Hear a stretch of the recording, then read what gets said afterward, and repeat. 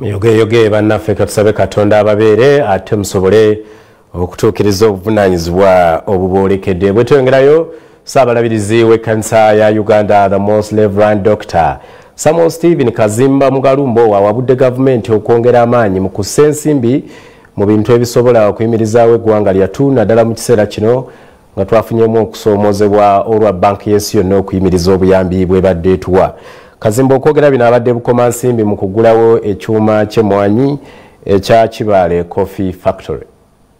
Ssaabalabirizi Dr. Samuel Stephen Kazimba Mugalu agambye nti ekiseera gavumenti esukiremu ekwasizeko bannayuganda naddala abali mu by'obulimi obulunzi n'amakolero nti kuba eno y'enkola yokka gy'eyinza okuyitamu okwewala okufukamirira amawanga g'abazungu ne banka y'ensi yonna. Agambye nti ensimbi gavumenti zeewola mu banka y'ensi yonna okubaako emirimu gy'ekola zisukka obukwakulizo nga n'oluusi kutuukako obusamambiro ate nga bagalamu amagoba mangi. Bwe batuwa looni ate ne bagamba nti akati abantu abagenda okukola ate bagenda kufeeyo kakati interest ate abafeeyo bagamba nti oba zino nguudo ntye tubawadde ssente z'enguudo naye ate abakozi abagenda ozikolako ate bafeeyo ate gino gyemisala gye bafuna.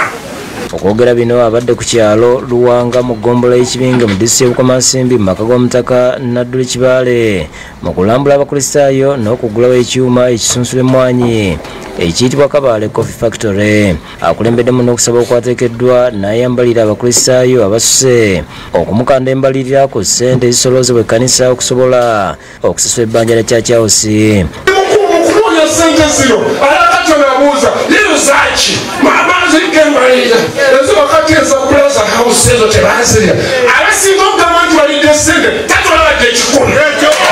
Yaliko omulabirizi wa West Buganda Right Reverend Kefa Kamya ayogedde ku lw'omutaka Kibaale omukosefu asiimye Ssaabalabirizi olw'omukwano gw'alina eri abantu bakulembera.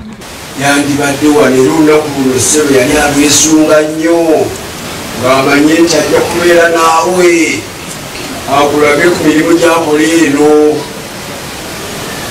mu kyalo ekifaanana bwe giti naye Mukama teyasiima yafunyeemu obukusifu obw'amangu. Yamyuka Pokino Abdallah Kato asabye bannabukomansimbi okukozesa omukisa gw'enkuba etandise okutonnya okulima emmwaanyi n'emmere emala.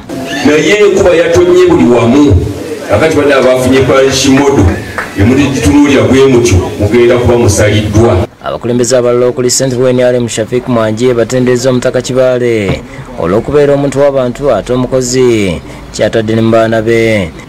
Enjiri esaasaanira ebitundu byonna obulokozi n'obununuzi tibuva wala.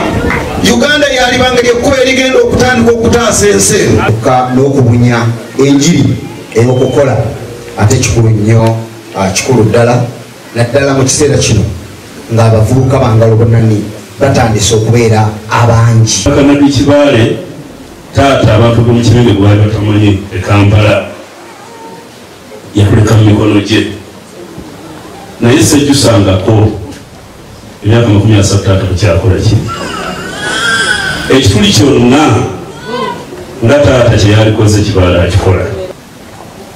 Tusabira taata waffe abeere bulungi era muwangaaze kubanga byatuyambe bingi. Fiona Nanyemo yakusakidde eggulu ino. Asabidde Katonda abawe ekisa amenye ebitamenyekeka ajje ebitagikawo. Olaba amawulire gabuutikidde ku Urban ne Bukedde TV1 kampu mulemu ate enkomewo n'ekitundu ekyokusatu.